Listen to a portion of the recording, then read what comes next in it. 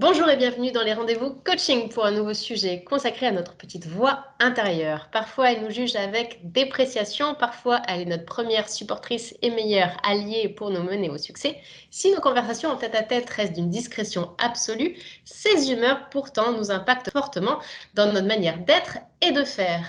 Alors, qui est cette petite voix intérieure et faut-il l'écouter? Un sujet pour Stéphane Masson, notre coach professionnel certifié. Stéphane, bonjour. Bonjour Émilie, bonjour à tous. Pour mieux comprendre le sujet, première question, d'où vient cette petite voix dans notre tête, Stéphane? Notre petite voix intérieure est une sorte de représentation immatérielle de nos pensées élaborées intérieurement, intimement, sous la forme de mots, d'images ou de sons, comme des voix extérieures qui resteraient que dans notre tête. Loin d'être un simple accessoire et une fantaisie de notre cerveau, la petite voix intérieure a une vraie fonction. L'endophasie, c'est son petit nom en Qu'est-ce que c'est? scientifique, se manifeste par exemple quand vous planifiez des choses, quand vous faites votre liste de courses, quand vous calculez, quand vous ruminez des idées et que vous devez prendre une décision, quand vous venez de faire une bêtise et que vous vous auto-flagellez, ou encore quand vous faites quelque chose de difficile, comme vous l'avez dit, et qui demande de l'engagement. Et là, vous vous motivez avec cette petite voix interne qui vous dit, vous allez y arriver. Et elle est de trois types. L'intentionnalité, quand on choisit de l'actionner, le vagabondage mental, vous savez, quand on se promène et que notre tête part et crée comme ça des images, des choses, des idées qui vous viennent à l'esprit comme ça. Et la dialoguité, pour se motiver, par exemple, comme vous l'avez dit, pour réussir, tu vas réussir, c'est l'auto-encouragement. Mais quel est donc son rôle précisément, Stéphane?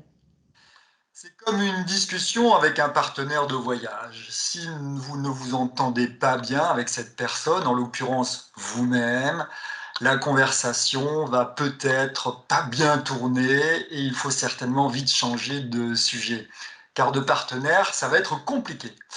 C'est là que nous voyons l'intérêt d'être amis et bien avec soi-même pour se donner l'opportunité de dialoguer sereinement avec soi-même pour une certaine paix intérieure et une vie en harmonie avec soi-même et d'être en capacité de compter sur soi en cas de coup dur et de trouver ensemble avec soi-même des solutions.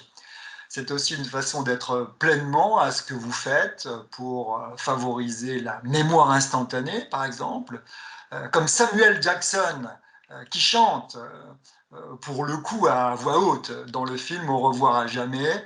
Il s'agit là de soliloque et pour bien mémoriser et se rappeler ce qu'il fait, être en pleine conscience de ses actes comme fermer la porte et mettre la clé dans sa poche. Vous pourriez le faire aussi sans émettre de son, hein, avec votre voix intérieure, ça fonctionne également. Donc ça donne et je ferme la porte à clé et je mets la clé dans la poche droite de ma veste, par exemple. Je savais que j'arriverais à vous faire chanter un jour, Stéphane. Vous avez réussi. Ceci dit, elle a vraiment donc un rôle très important et on va voir un petit peu cela en détail. Merci, Stéphane. Une petite voix qui change d'humeur comme de chemise, on le disait donc. Devons-nous écouter notre petite voix intérieure et est-elle fiable? Nous entendons dire, il faut suivre son intuition et écouter sa voix intérieure. J'aurais tendance à dire oui et non. Tout va dépendre de la nature des propos et de l'influence qu'elle a sur votre prise de décision et du coup vos comportements. Car entre en jeu aussi votre état émotionnel. Votre voix intérieure va vous envoyer des messages en fonction de votre état d'esprit et de la qualité de vos émotions du moment. Par exemple, si vous n'êtes pas très bien et que vous êtes en difficulté, votre voix intérieure peut vous envoyer un message négatif comme lâche l'affaire, abandonne, prends la fuite. Est-ce une bonne idée? Je ne sais pas. Alors que dans une situation plus détendue, le message pourrait être neutre ou favorable.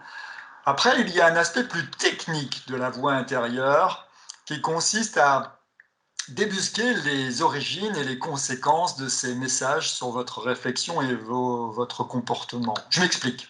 Il s'agit notamment des croyances dites limitantes et Mm. aidantes que vous avez quant à votre propre personne, quant à votre propre fonctionnement, comme par exemple je ne suis pas assez bon pour ce job, qui va vous freiner complètement. Alors que, pourquoi ne pas y aller?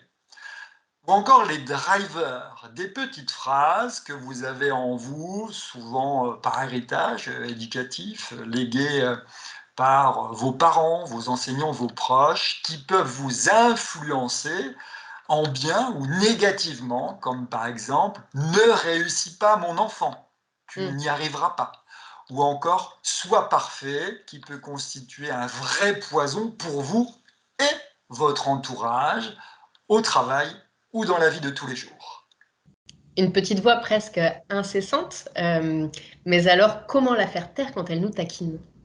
La question est, quel serait l'intérêt de la faire taire? Vous me direz, dans le cas où elle vous agace, et là je pense que vous vouliez en venir, quand vous ruminez des idées noires ou que vous n'êtes pas d'accord avec elle ou quand elle fait trop de bruit dans votre tête, c'est le cas quand on rumine, notamment la nuit, on n'arrive pas à dormir, ça fait un bruit qui est très désagréable.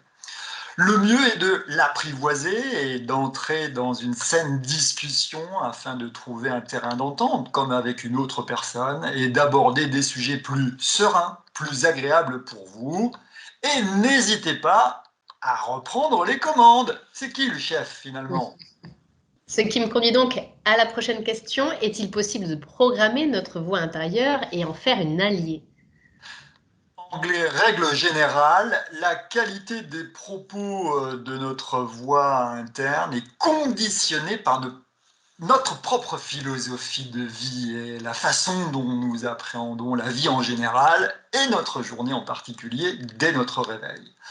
Par exemple, d'opter radicalement, et ça on en a déjà parlé, pour la positive attitude va influencer la teneur des propos de notre voix intérieure. C'est tout le sujet de la PNL, de la programmation neurolinguistique et de la psychologie positive, chère à son créateur Martin Seligman, qui dit « Soyez positif et ça ira bien, ça ira mieux et ça influencera votre petite voix interne, intérieure. » Et concrètement, Stéphane, comment écouter sa petite voix intérieure?